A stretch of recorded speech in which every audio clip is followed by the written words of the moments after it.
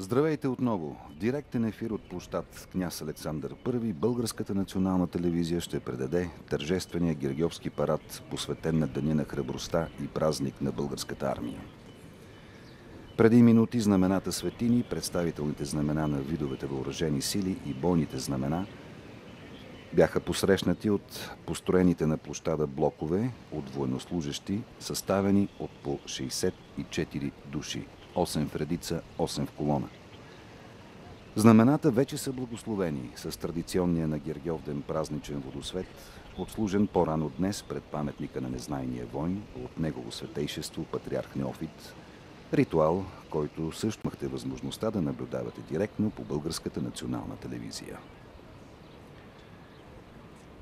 Всеки момент ще прозвучи тържествен фанфарен сигнал и така ще бъде дадено началото на този Гергьовски парад, традиционен в Деня на храбростта и празник на Българската армия.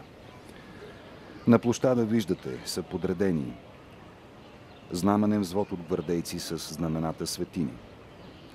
Тук е и гвардейският представителен духов оркестър. Построени са представителните блокове на Военната академия, на Националната гвардейска част, на сухопътните войски, сред тях представители на участниците в операции по поддържане на мира. Представителни блокове на формирования от военно-въздушните и военноморските сили, на формирования подчинени на съвместното командване на сили. Обръщам внимание, че тази година ще видим и блок на служба военна полиция с представително знаме на службата.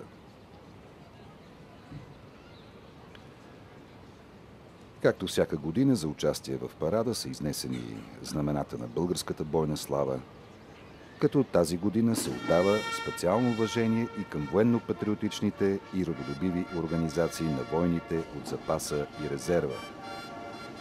Защото тук на площада са техни представителни знамена, наред с бойните и знамената светини. Парад, равнис, парад, мирно, за среща от дясно, за по, чест!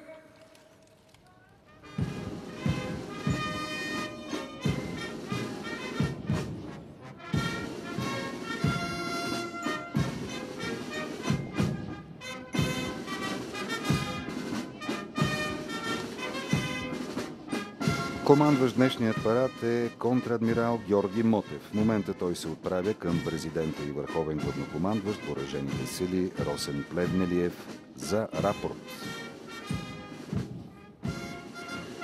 Контрадмирал Георги Мотев. Той е заместник командващ на съвместното командване на силите. Роден е през 1957 година в град Горна Оряховица. Завършил е Висшето военноморско училище във Варна, Военноморска академия в Русия и стратегическо ръководство на отбраната в Военната академия Георги Стойков Раковски.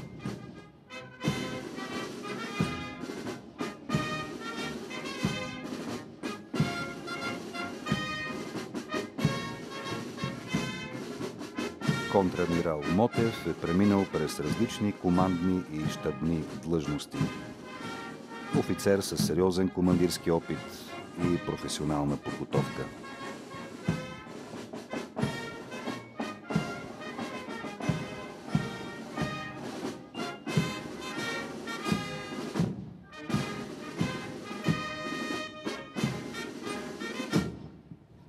Господин президент на Република България и върховен главнокомандващ на въоръжените сили, представителите блокове за участие в тържествения парад по случай 6 май, Ден на храбростта и празник на Българската армия са построени. Командващ парада контрадмирал Мотев.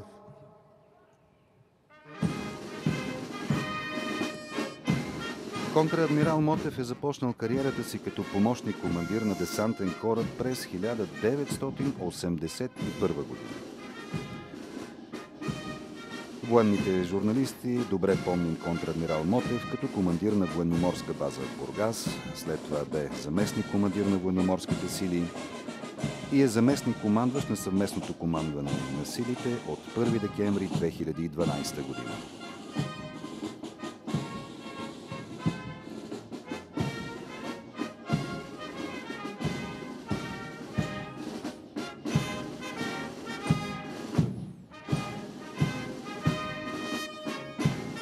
Поклон на президента и върховния главнокомандващ въоръжените сили пред националното знаме и знамената светини.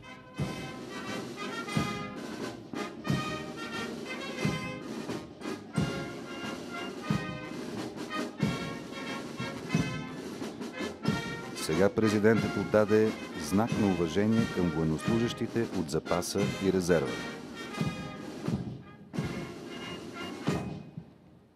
Здравейте, офицери! Поздравявам ви по случай 6 май, Ден на храбростта и празник на българската армия. Първият поздрав бе към представителите на Военната академия, най-старото висше военно училище в България. Следващият поздрав е към гвардейците.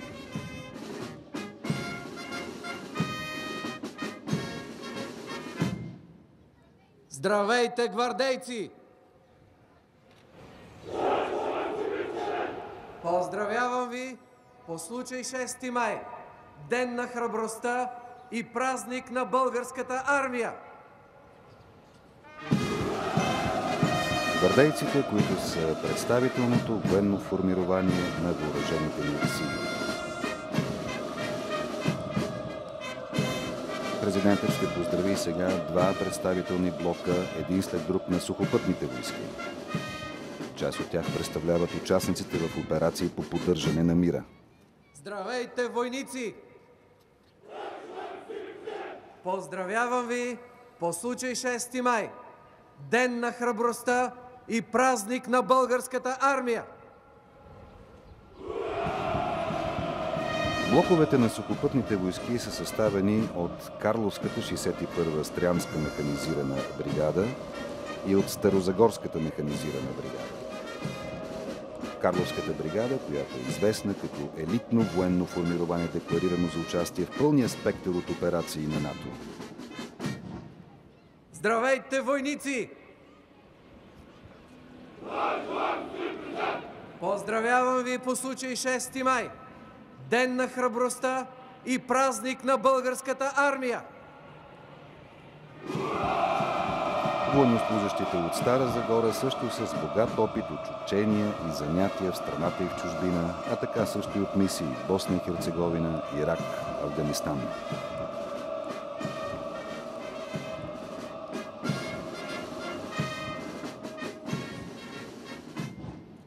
Здравейте, войници!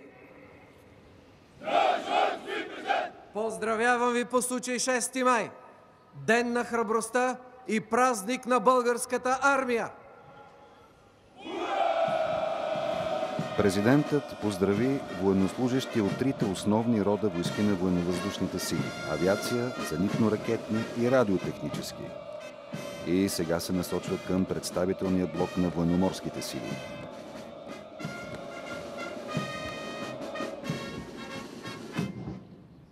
Здравейте, матроси! Поздравявам ви по случай 6 май, Ден на храбростта и празник на българската армия. Матросите са от военноморска база Военноморски сили, наследник на историята и традициите на двете военноморски бази – Варна и Бургас. Наред са формированията, подчинени на съвместното командване на силите. Здравейте, войници!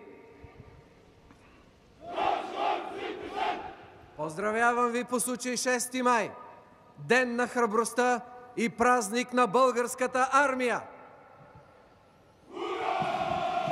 Тези военнослужащи, представляващи съвместното командване на силите, са наследници на 62-а свързочна бригада. Води ги бойното знаме на мобилната комуникационна информационна система. И сега да видим представителния блок на служба военна полиция. Здравейте, военни полицаи! Поздравявам ви по случай 6 май, Ден на храбростта и празник на българската армия!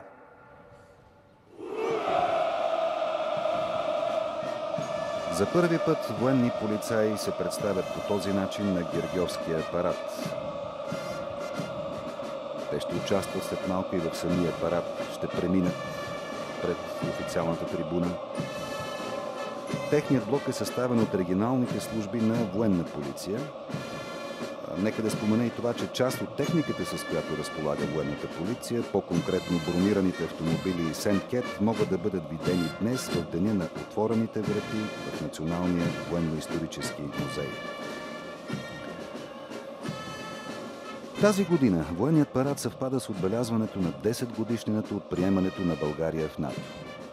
Преобладават оценките и равносметката, че за 10-те години членство в Алианса българската армия спечелила международно признание и доверие, успешно се интегрира в структурите на Алианса, дава своя принос към колективната отбрана, защита на мира и сигурността в Европа и в света.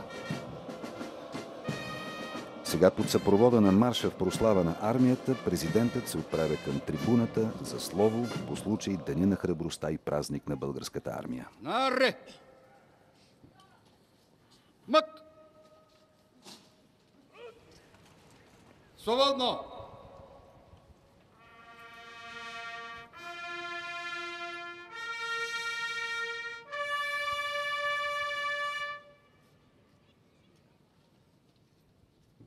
Уважаеми господин председател на Народното събрание, Ваше Светейшество, уважаеми президент Желев, уважаеми госпожи и господа министри, заместник-министри и народни представители, уважаеми господин генерал-началник на отбраната, уважаеми генерали, адмирали, офицери, сержанти и старшини, курсанти, гвардейци, войници и матроси, драги ветерани, кавалери на ордена на храброст, военно-инвалиди и войни от запаса и резерва, Ваши превъзходителства, уважаеми гости, скъпи сънародници! Днес е 6 май и отново празнуваме тържествено Деня на храбростта и празника на българската армия. На Гергьовден коленичим смирено, за да почетем паметта на хиляди доблестни и храбри български войни. Те отдадаха живота си през войните за правото на независимост, обединение, свободно съществуване и национално самоопределение на България. Отдаваме заслужена почит и на загиналите при участието на въоръжените сили в съвременни мисии и операции. На този ден поздравяваме днешните български войни, както и всички ветерани, допринасящи със своя ежедневен труд за гарантирането на мира, суверенитета, човешкото развитие и демократичен път на нашата родина. Днешният светъл християнски празник е ден с непреходно значение, който ни зарежда с национална гордост и самочувствие, укрепва нашето родолюбие и предизвиква прилив на нови духовни сили и енергия. В историята ни има достатъчно примери за това как народ и армия заедно са отстоявали правото за самостоятелно съществуване на българската държава. Народът ни винаги е вярвал в своята армия, защото тя никога не го е предавала. През тази година отбелязваме 100 години от избухването на Първата световна война и 75 години от началото на Втората световна война. Много са местата и битките в нашата историческа памет, които пазят светъл спомен за бойните подвизи на българската войска. Само 7 години след като България се върна на държавата, като държава на картата на Европа, нейната млада и още неукрепнала армия трябваше да приеме своето бойно кръщене през сръбско-българската война. Българските войни и техните млади командири блестящо защитиха акта на съединението в битките при Гургулят, Сливница, Драгоман и Видин. През Балканската война нашият войник остави образци на бойно майсторство и героизъм при Лозенград, Люлебургас, Чаталджа, Одрин, Булаир и други. Българската войска през Първата световна война стоически удържа своите позиции в Дойренската епопея срещу многократно превъзхождащ противник и завоюва блестящи успехи в Добруджа и при Тутракан. През последният период на Втората световна война, в битките при Крива Паланка, Страцин, Драва, Мур и много други, българската армия даде своя важен принос в завършващата фаза на тази най-кръвопролитна в историята на човечеството война и за запазване на териториалната цялост на България. Днес свеждаме глави пред българските бойни знамена и пред подвига на всички, които с цената на живота си опазиха своята воинска чест и честта на своя полк. Българският народ никога не ще забрави своите смели и храбри чада. Той пази в своята историческа памет спомена за тях, а хилядите възстановени и поддържани паметници изразяват нашата почит към всички загинали. Само преди броени дни беше открит и преосветен изцяло възстановеният първи войнишки паметник в България, в столичния квартал Илиянци. Нека паметниците, издигнати в чест на отдалите живота си за отечеството български офицери и войници, бъдат отрупани с свежите венци и цветя на нашата признателност. Нека заедно се погрижим за войнишките и исторически паметници на България. Нека инициативата "Осинови паметник" се превърне в общонародна. Синовната грижа за паметниците на героите не цели само отдаването на почит към миналото. Тя показва и нашето отношение към следващите поколения на България. През тази година честваме навършването на 10 години от присъединяването на Република България към Организацията на Северноатлантическия договор. Както генералният секретар посочи, България стана по-силна в НАТО и Алиансът стана по-силен с България. НАТО означава всички за един и един за всички. Армията ни изпълнява достойно конституционните си задължения в системата за сигурност на страната и съюзническите си отговорности по отношение на колективната сигурност в НАТО и Европейския съюз. Високо е доверието на нашите съюзници и партньори към нашите въоръжени сили. Нека никога не забравяме, че Балканите векове наред бяха символ на разделение, етнически конфликти и войни. Днес те не само, че вече не са барутният погреб на Европа, но народите искат да живеят в мир и гледат в една посока – към европейска интеграция и демократично развитие. За съжаление, кризата в Украйна ни показва, че все още е възможно в Европа да се преначертават граници, да се подклаждат конфликти, да се дестабилизират държави и да не се спазва върховенството на закона и международният правов ред. Тези събития потвърждават колко важно е истинското съюзничество, базирано на ценности – демокрация, уважаване правата и достоинството на всеки гражданин, човешка свобода и върховенство на закона. Но ние знаем също, че демократичните ценности и националната сигурност не са даденост, не се подаряват и не са безплатни. Надежната система за колективна отбрана и изграждането на модерни военни способности са много важни и сега това се вижда по-ясно, отколкото във всеки друг момент от годините на прехода. Живеем сложни и трудни времена в един бързо променящ се свят. Членството на Република България в Алианса е основна гаранция за нашата независимост и национален суверенитет. Но това само по себе си не е достатъчно. През последните няколко години значително нараснаха изискванията към въоръжените сили, а бюджетът за отбрана и по-специално за придобиване на нови способности е недостатъчен. Независимо от това, процесът на трансформация продължава и дори трябва да се ускори. Той трябва да се адаптира към реалностите на динамично изменящата се среда за сигурност.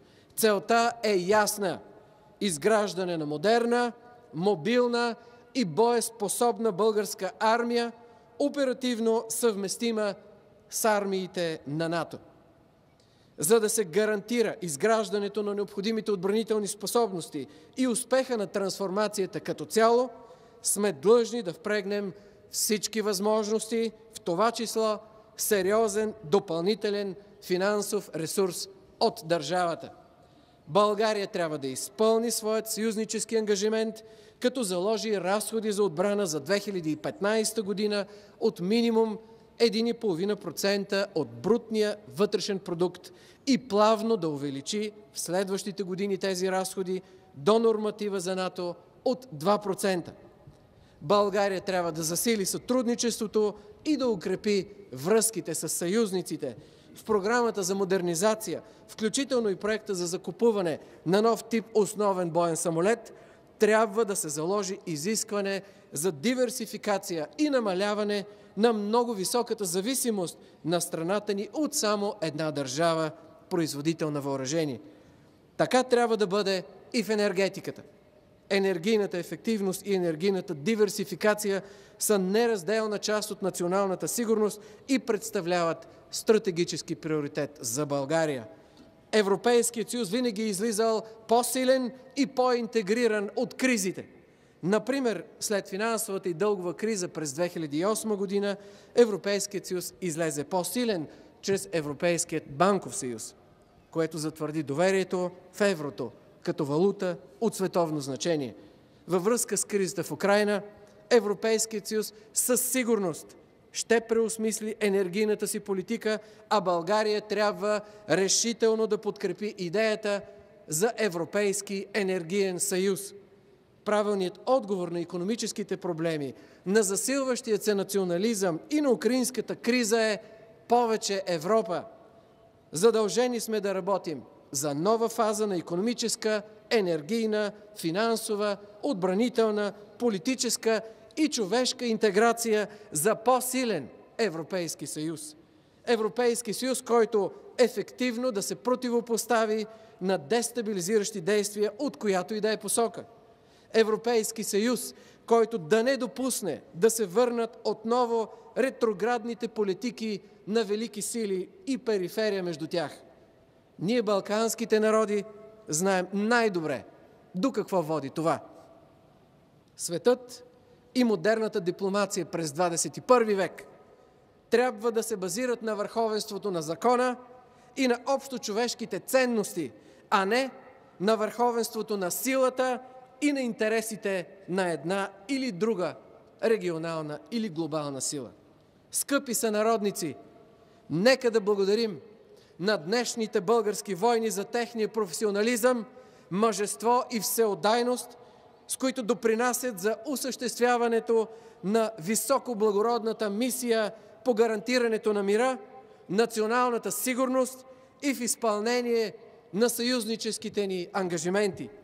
Българският народ подкрепя своите въоръжени сили, командния и личния състав на армията в техните усилия за постигането на високо отговорните им цели. Български войни, драги ветерани, приемете нашите най-сърдечни поздрави по случай Деня на храбростта и празника на армията. Пожелаваме ви крепко здраве, енергия, увереност и много професионални успехи за благото на нашето Отечество, Република България. Честит празник!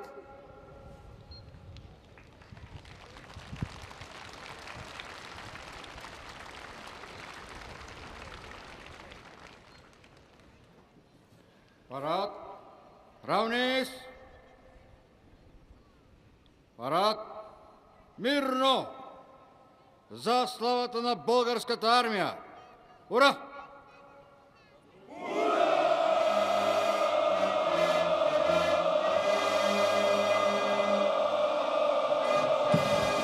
Отдава се почит към славата на българския войн, възпята в един от най-мощните по своето въздействие маршове. Велик е нашият войник. Сега се приближаваме към още един от моментите на кулминация. Мирно! За Република България! За по! Чест!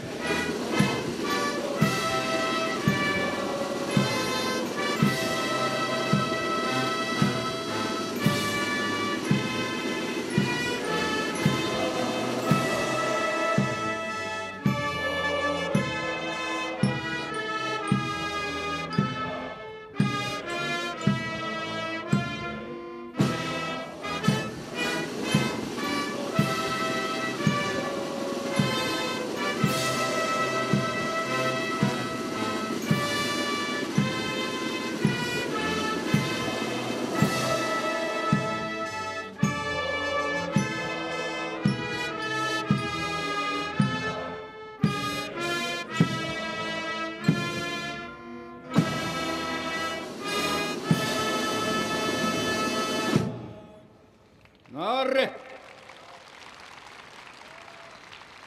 Мът! Свободно!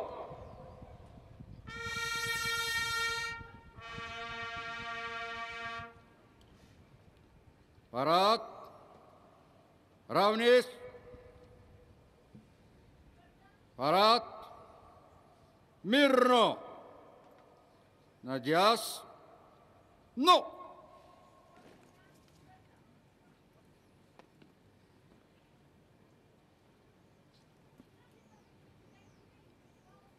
За изнасяне на изходно положение, за преминаване в тържествен марш.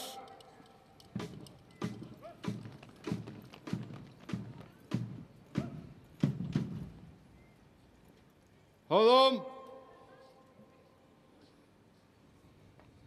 Марш! С тази команда, подадена от контр-адмирал Мотев, вече сме в очакване на самия Гергьовски парад на площад Княз Александър I.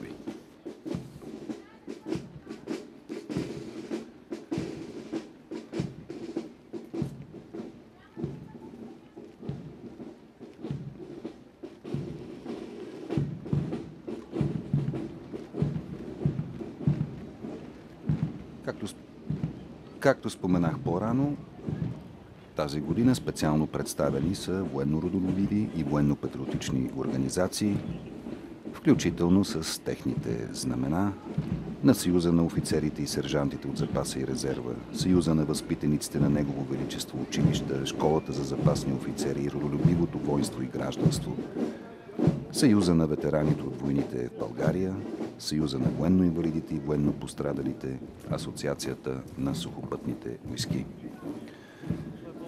Докато продължава подготовката за парада, аз бих искал да направя едно обобщение, което след малко ще илюстрираме с видеоматериали, подготвени от колегите от Информационния център на Министерството на отбраната и Военния телевизионен канал.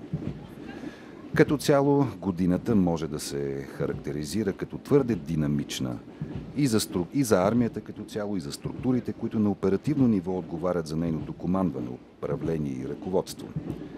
Продължава успешното участие на български контингенти в мисии извън страната. В момента 460 военнослужещи дават своя принос в операции и мисии на НАТО, Европейския съюз и ООН в Афганистан, Косово, Босна и Херцеговина, Мали, Грузия, Либерия. До края на тази година предстои трансформиране на участието ни в международните сили в Афганистан, съгласно приетата от правителството стратегия, като предстои включване в операцията решителна подкрепа след началото на 2015 година, съгласно решението на Министерския съвет от ноември миналата година.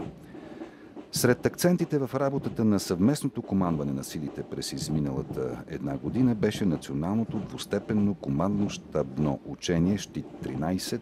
То се проведе миналата есен. В комплексните тренировки на комуникационно-информационната система на армията участваха средно по около 1200 военнослужещи и около 200 единици специална и друга техника. А в тренировъчните центрове на НАТО, силите на Съединените щати в Германия бяха подготвени над 400 военнослужещи.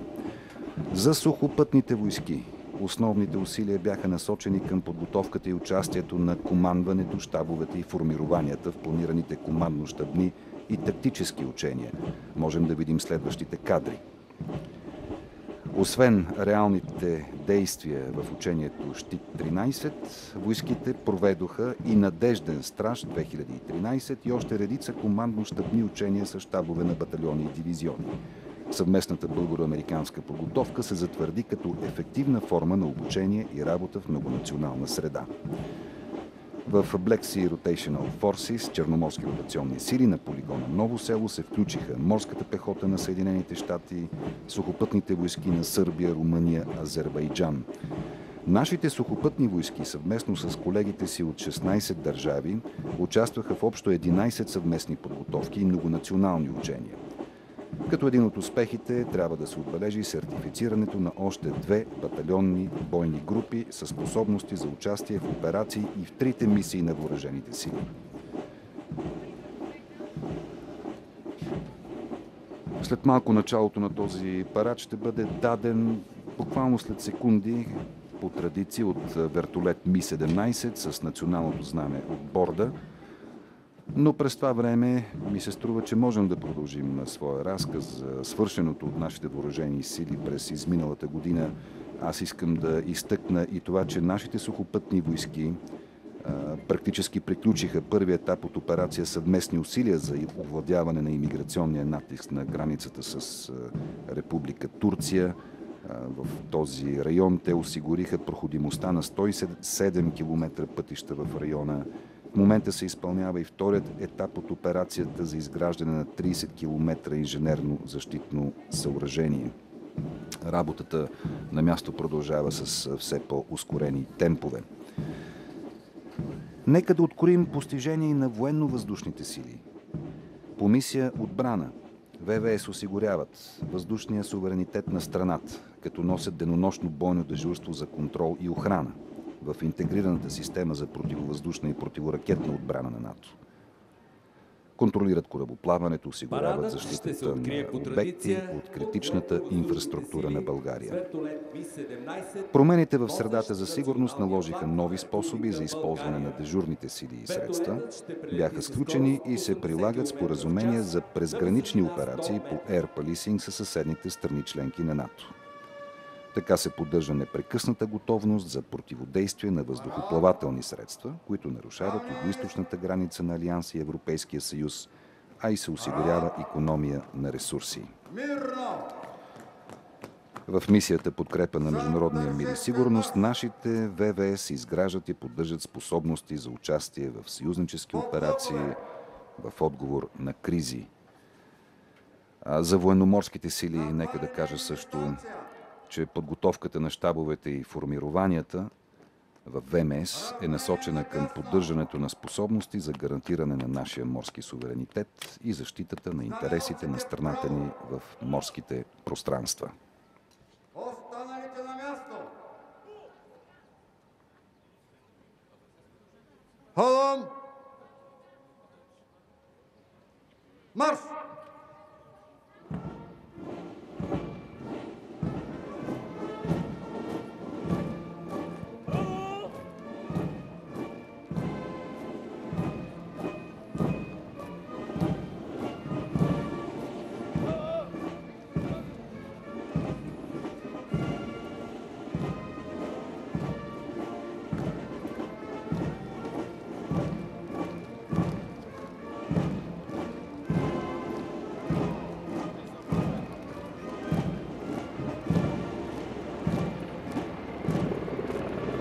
Ми-17 с националното знаме на България.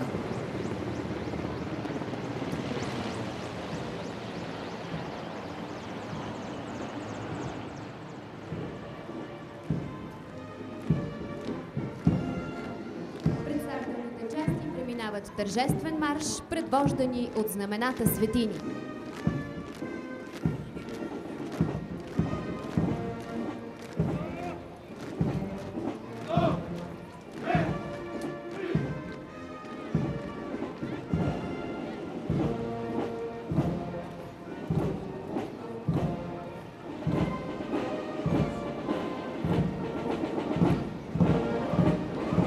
Начело на войсковия парад е блокът на Военната академия Георги Стойков Раковски, воден от началника на академията комодор Димитър Ангелов. Военната академия е най-старото висше военно училище в България. Създадена с закон през 1912 година, тя е водеща национална институция с 100 годишни традиции за висше образование, квалификации и научни изследвания по въпросите на националната сигурност и отбраната. Наблюдаваме преминаването на националната гвардейска част. Начало на блока е началникът на щаба подполковник Кънчо Иванов. Създадена с постановление на Министерски съвет през 2001 година, правоприемник на личната гвардия на княз Александър I Батенберг, националната гвардейска част се утвърди като представително военно формирование на въоръжените сили. Тя е четвъртият символ на държавната власт, наред с националното знаме, герба и химна. На площада навлиза първия представителен блок на сухопътните войски, съставен от военнослужащи от 61-а Стрямска механизирана бригада Карлово. Начело на блокът е нейният командир, бригаден генерал Димитър Шивиков. Бригадата е наследник на славните победи и бойни традиции на 28-ми Стрямски полк, 21-ви Средногорски полк и 11-та танкова бригада. Наблюдавате преминаването на втория представителен блок на сухопътните войски. Начело на блока е командирът на втора механизирана бригада, бригаден генерал Любчо Тодоров. Блокът е съставен от военнослужащи от военно формирование 48430 Стара Загора. Участващите в блока военнослужащи имат богат опит от участие в много учения и занятия в страната и чужбина, както и в мисии Босна, Херцеговина, Ирак и Афганистан. Начело на блокът на военно-въздушни сили е полковник Пламен Богданов, командир на базата за командване, управление и наблюдение, която изпълнява отговорни задачи по осигуряване на въздушния суверенитет на Република България. Блокът е формиран от военнослужащи от трите основни рода войски на военно-въздушните сили – авиация, зенитно-ракетни и радиотехнически войски. Представителният блок на военноморските сили се предвожда от капитан първи ранг Камен Кукуров, заместник командир на пункт за базиране Варна.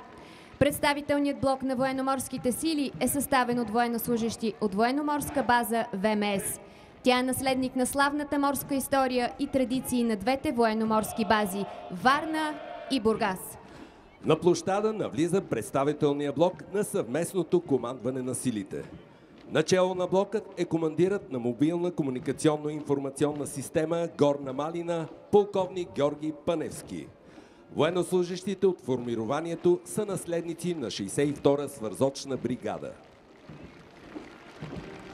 Наблюдаваме преминаването на представителния блок на служба военна полиция. Блокът се води от полковник Костадин Стойчев, началник на отдел контрол и охрана в ръководството на службата.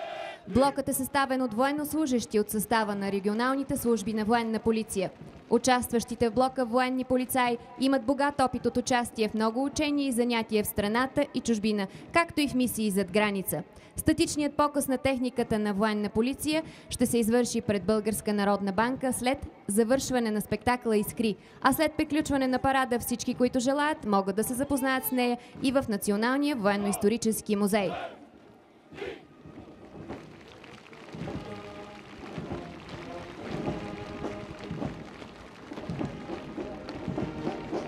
По традиция, финалните акорди на парада прозвучават в изпълнение на гвардейския представителен духов оркестър към Националната гвардейска част. Главен диригент на Българската армия и началник на оркестъра е майор Ради Радев. Гвардейските музиканти са лауреати на фестивали на военните духови оркестри в Германия, Унгария, Франция, Русия и Италия и са носители на престижни национални и международни награди.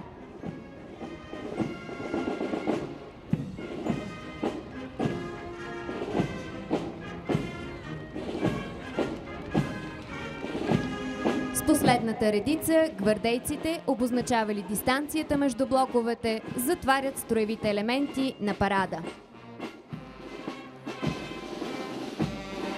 Така всъщност се очертава и финалът на днешния Гергьовски парад.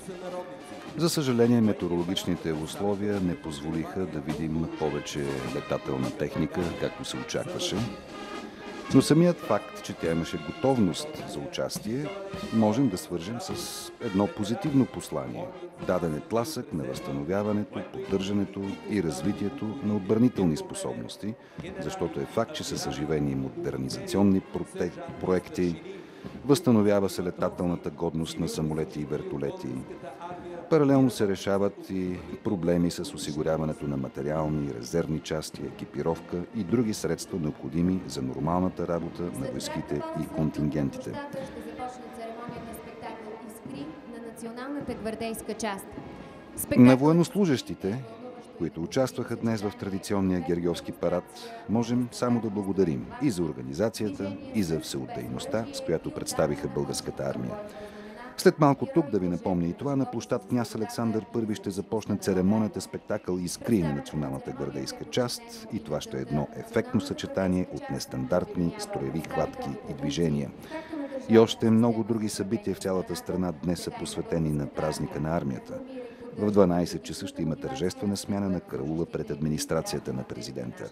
Изобщо има достатъчно предпоставки за едно истински празнично настроение.